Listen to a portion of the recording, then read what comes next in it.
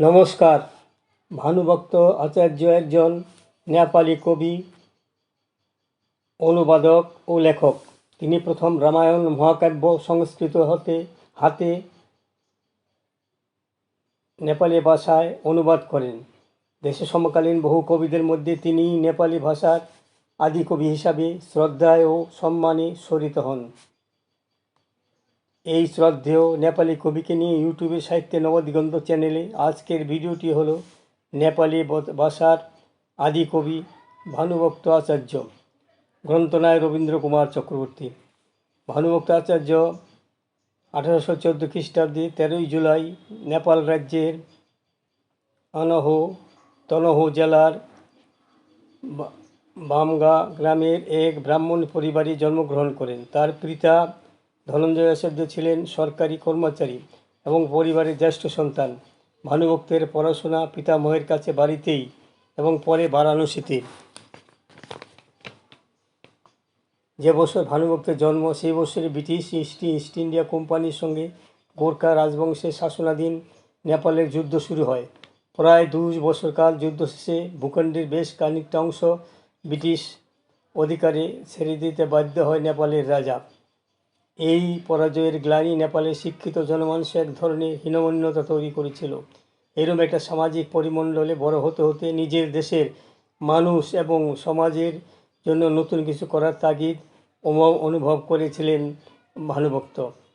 তিনি এই সময় তার জাতিকে উচ্চ আসনে প্রতিষ্ঠিত করার জন্য প্রতিশ্রুতিবদ্ধ হন।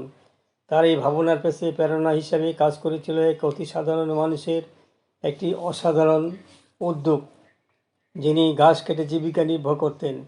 এই অতি দরিদ্র শ্রমিক তার বাসস্থান অঞ্চলে জলকষ্ট দূর করার জন্য একক প্রচেষ্টায় কুয়ো খুঁড়ে ফেলেছিলেন। এই ঘটনাটি ভানুভক্তের মনকে বিশেষভাবে আলোড়িত করেছিল। সমাজে নিজের একটা স্থিরস্থায়ী ছাপ রেখে যাওয়ার ভাবনায় তিনি নিজেকে নিবিষ্ট করেন কাব্য রচনায়। পাশ্চাত্য শিক্ষা গ্রহণ করেননি ভানুভক্ত। বিদেশি সাহিত্যের সাথেও তার কোনো পরিচয় ছিল না। তিনি বিশ্বাস করতেন নিজের ভাষা, নিজের সংস্কৃতি প্রতি অকৃত্রিম ভালোবাসা হতে পারে একটি জাতির মেরুদণ্ড।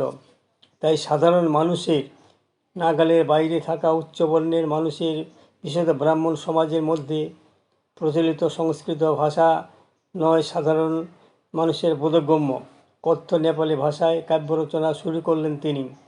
সহজ সরল বিষয় এবং সাধারণ মানুষের বোধগম্য ভাষায় তার রচনা সহজেই মানুষকে আকৃষ্ট করেছিল। সমাজের উচ্চবর্ণের এলিট বংশের মানুষের গ্রাটোপ থেকে কাব্যচর্চাকে বের করে নিয়ে এসে নেপালের সাধারণ মানুষের সঙ্গে সংস্পৃক্ত দেশের মাটির গন্ধমাখা তার রচনায় মানুষের মনে গভীরভাবে দাগ কেটেছিল। কাব্য রচনার পাশাপাশি তিনি শুরু করলেন মূল সংস্কৃত ভাষায় লেখা মহাকাব্য রামায়ণের নেপালি ভাষায় অনুবাদ। ভানুভক্ত রামায়ণ নামে যা এক গ্রন্থ মানুষের দরবারে পৌঁছানোর চেষ্টা করলেন। এই রচনা তাকে নেপালি ভাষা সাহিত্যে এবং কাব্যে অমর করে রেখেছে। তার অন্যান্য রচনার মধ্যে প্রশ্নোত্তরমালা, ভক্তমালা, বধূ শিক্ষা ও রাম গীতা বিশেষভাবে উল্লেখযোগ্য। এই প্রসঙ্গে একটি কথার উল্লেখ করতে হয়, তা হলো এই যে সে সময় সাধারণ মানুষের ভাষায় রচিত এই রচনাগুলি সমাজে একটি ইতিবাচক অভিঘাত তৈরি করেছিল। কারণ নিজের ভাষায় এই রচনাগুলি পড়ার আগ্রহ তৈরি হয় মানুষের মধ্যে।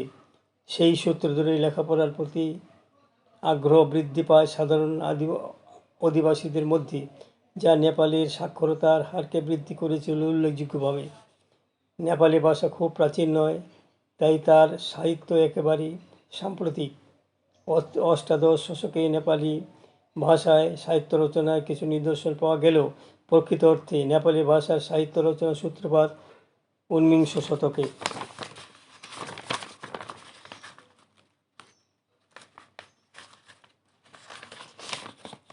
কবি ভানুভক্ত আচার্যের হাত ধরেই তার সূত্রপাত। 1868 সালে মৃত্যু হয় কবি ভানুভক্তের। নেপালের জাতীয় কবি হিসাবে পরিচিতি লাভ করলেও সাফল্যে কিছু তার জীবদ্দশায় ঘটেনি, বরং জীবনের শেষের দিকে রাজার সঙ্গে ভুল বোঝাবুঝির কারণে কারাগারে কাটাতে হয়েছিল তাকে।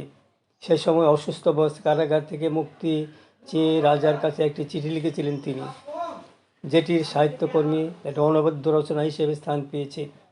পশ্চিমবঙ্গের দার্জিলিং, সিকিম, ভুটান সহ পাহাড়ি অঞ্চলের আদিবাসীদের একটি বড় অংশের কাছে অত্যন্ত শ্রদ্ধার পাত্র তিনি।